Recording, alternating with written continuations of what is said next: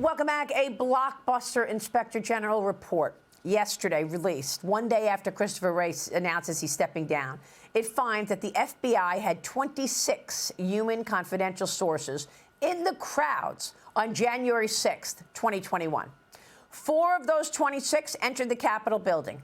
13 of those people entered restricted areas. Not one of them was arrested.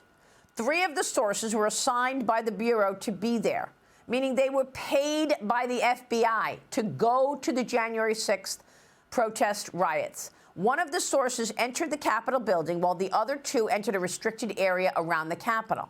Now, DOJ Inspector General Michael Horowitz is stressing in this report that none of the sources were actually FBI agents. That means nothing. They were still paid by the FBI, at least some of them.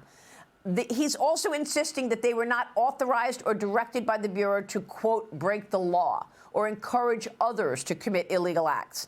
Joining me now is Missouri Senator Eric Schmitt, a member of the Senate Armed Services, Commerce, Science, and Transportation Committees. He's also a member of the Joint Economic Committee. Senator, it's good to see you. I've got to get your take on this. So let me get this straight.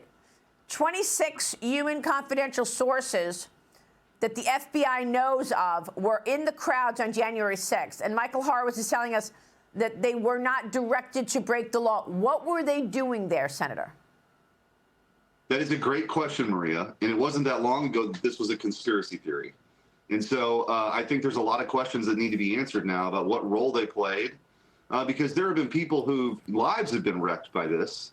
The FBI steadfastly denied any of it, and now we finally find out that what people thought was true is actually true. So I think we need to understand what happened here. I cannot wait for Kash Patel to get into the FBI. These are questions that sort of break down trust. And, you know, the FBI has been sort of politicized, and January 6th has been used as a sledgehammer over Republicans about being the quote-unquote threats to democracy. When Joe Biden, of course, has weaponized that agency, and now we find that there were FBI agents or paid informants, however you want to slice and dice the words, that were a part of what happened that day. So I just think we need to understand better what the role was, who authorized it, what they were doing, and again, just a lot of unanswered questions, unfortunately. If the IG, the Inspector General, is coming out with all of these facts, does that mean that Liz Cheney and the J6 committee knew about this? Well, wouldn't that be great to know, Maria? But they destroyed all the documents on their way out. So, again, this whole thing was propped up. I just think you have to look at the arc of the story here. The January 6th committee was set up for the very specific purpose of giving somebody like Jack Smith the reason to go charge President Trump. That's right. And to take him out politically. You know, that's the whole thing. They had a Hollywood producer, Maria, come in and do the January 6th hearings with Liz Cheney and Adam Kinzinger and that whole crew. It was a total joke. They destroy the documents on the way out. Jack Smith props up these ridiculous cases that, of course, had no legal merit. The Supreme Court knocks it out with the presidential immunity ruling anyway. Fani Willis, their second in command, is meeting at the White House coordinating. The number 3 person at DOJ goes to the New York prosecutor's office. And President Trump stared all of it down, and won in a mandate, won the popular vote, and here we go now with an opportunity for a real reform agenda. So as terrible as all this stuff was, the light at the end of the tunnel here is we're on the precipice, I think, of a great American renewal here, not just economically, not just militarily, but for transparency. Yeah. Well, I mean, you know, you want to look ahead. We all want to look ahead. And we want to focus on what's ahead. But look at all the people's lives that have been destroyed. Yeah. Just because they were in Washington on January 6th, just because they were in the crowds. And now we learn, were they lying then or are they lying now? I mean, now we learn that the FBI lied and lied and lied again about FBI human sources being in the crowd, and they were. So we have no idea what they incited. Did they say, come on, let's open the doors, let's go on in, let's go to the offices? We don't know. And then they destroy evidence in the January 6th commission. I mean, maybe Liz Cheney really does need a pardon. Well, I think, look, sadly, this isn't like, yeah, and as President Trump looks at all of these moving forward, he's going to look at all the J6 cases, I think individually he's going to make some decisions. But I do think it's worth noting, Maria, even in the context of this egregious example, it is part of a much larger story with the FBI.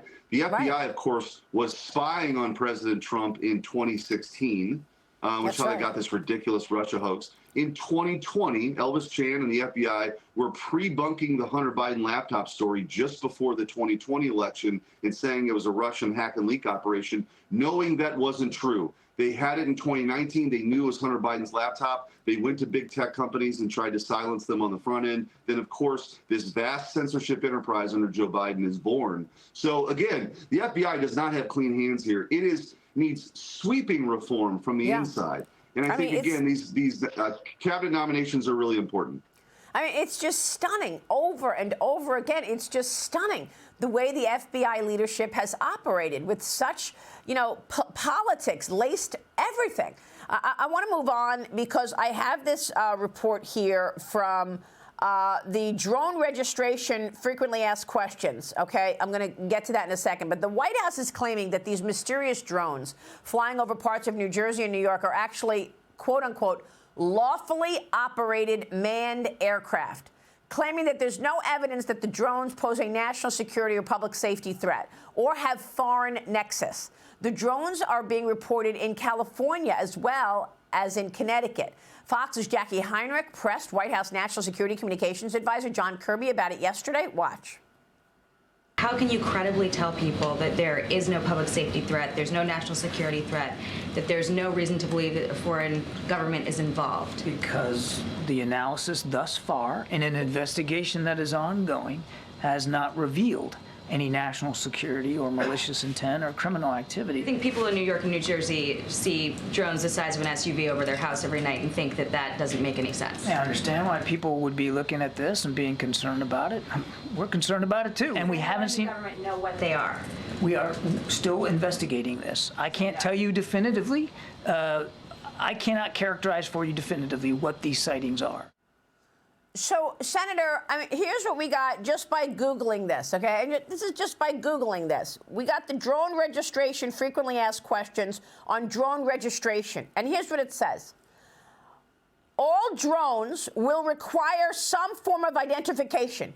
You will receive a unique registration number, not an N number. If you are registering as a hobbyist, you must mark the registration number on your UAS by means that is legible and allows the number to be readily seen.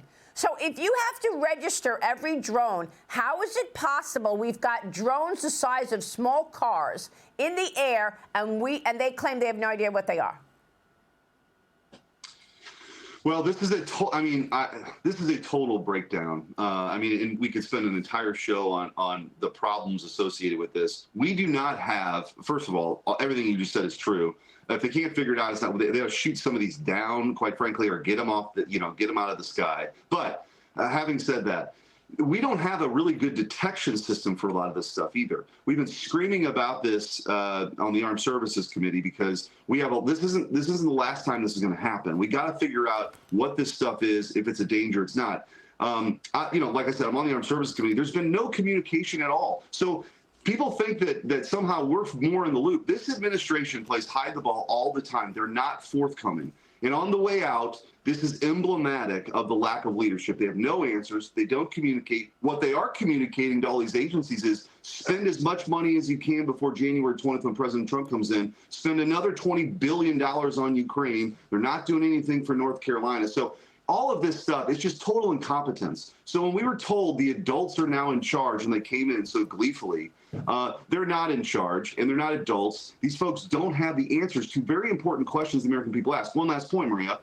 This reminds me a lot of the Chinese spy balloon incident. Yes, it does. Where we does. were told a long time, well, there's no surveillance activity happening. Meanwhile, that spy balloon was traversing across the continental United States, including Missouri, including over Whiteman Air Force Base, where the B-2 stealth bomber is. It just coincidentally had to, the jet stream took it over Whiteman and other military installations. Then we find out later, of course, it was transmitting intelligence. It was telling the Chinese how things happen on the ground. So they just have no credibility. We need answers, and we need to figure out a way to deter this stuff. Well, I mean, he's in place for 40 more days, okay? I guess we could all just pray that for the next 40 days, whoever it is flying those drones doesn't get aggressive with the United States, since we have no idea and they refuse to shoot them down. We'll pray. Yeah, well, and the other thing, that's a sad state of affairs, isn't it, Maria? Absolutely.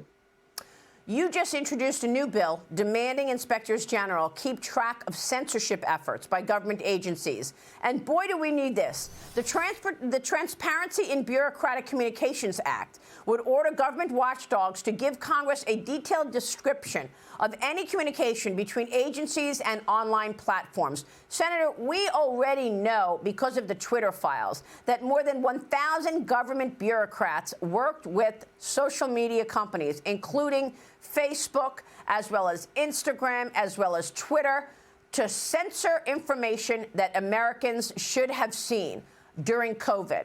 Why did they get away with it, and what can you do about it? Will this bill cover it? Well, this is a personal passion of mine, Maria. As you know, my former job as Missouri Attorney General, we brought the Missouri versus Biden lawsuit that had all the discovery that exposed it even before Elon Musk purchased Twitter. That's and right, then, you did. further exposed it. So we saw this discovery as terrifying. There's a few things we can do. This is a piece of it. The first is, if you're a big tech company and you're engaged in censorship, you should lose your Section 230 legal protection. Second piece, if you're a bureaucrat engaged in censorship, you should be able to be sued individually by a United States citizen for violating their First Amendment rights. That would change the culture. And thirdly, we need greater transparency. So we'll have a regular report to Congress about any censorship activities that any of these bureaucrats are engaged in, again, to deter this kind of thing from ever happening again. Senator, thanks for your work on this. Really appreciate it. Great to see you this morning. Thank you. Eric Schmitt, Take care, Maria. joining us. All right.